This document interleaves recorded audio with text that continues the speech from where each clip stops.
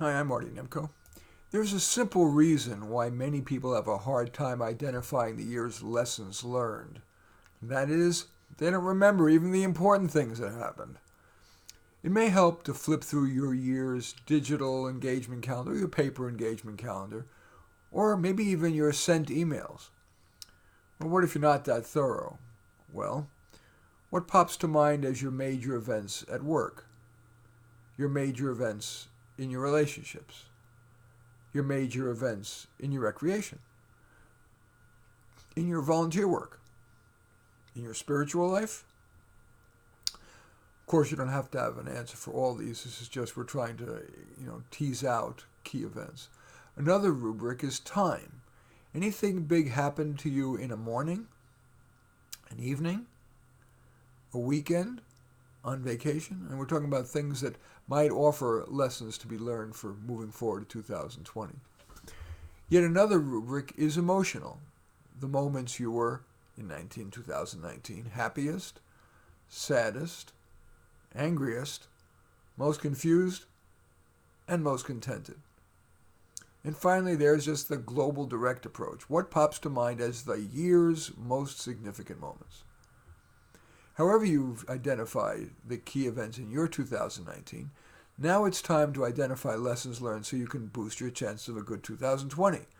So here are some questions that you might want to jot your answers down to. In 2020, is there at least one thing you want to do more of, or less of, or differently regarding your work life? In 2020, is there at least one thing you want to do more of, less of, or differently regarding relationships? In 2020, regarding recreation, is there at least one thing you want to do more of, less of, or differently? In 2020, is there at least one thing you want to related to your volunteer work that you want to do more of, less of, or differently? And finally, regarding spirituality, in 2020, is there at least one thing you want to do more of, less of, or differently? Finally, in priority order, rank your answers to the previous 5 questions.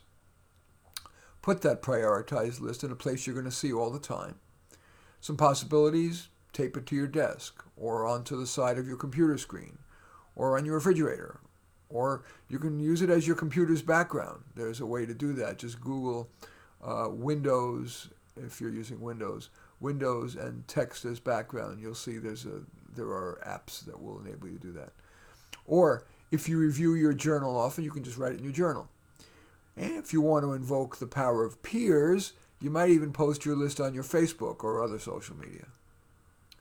In an ideal world, we would all adopt all the lessons we've learned in 2019. But in the real world, many people would, at least on an enduring basis, implement none, or maybe one.